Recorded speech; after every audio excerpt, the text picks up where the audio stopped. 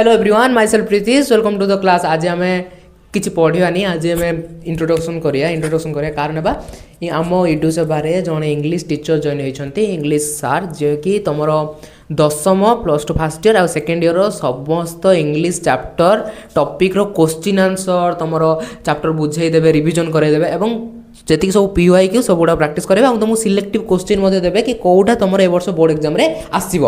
तो देखो आसचंती सार आसचंती आसन सार सार कथा हूँ।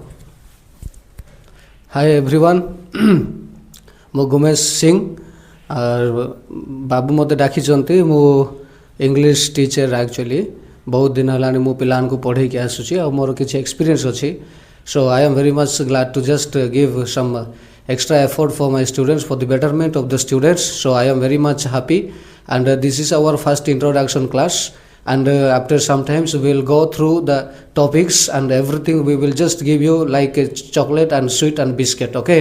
So everybody should be happy and be ready and we are going to just start our classes. Thank you so much. पारे सार आसते सार सार चैनल अच्छी सार चैनल आम यूट्यूब सभा सहित जॉइन हेले तो यूट्यूब सभारे बहुत ही बेटर तरीके से पढ़ेबे और आशा करूँ आप मन भल लगे नेक्स्ट बढ़िया टीचर।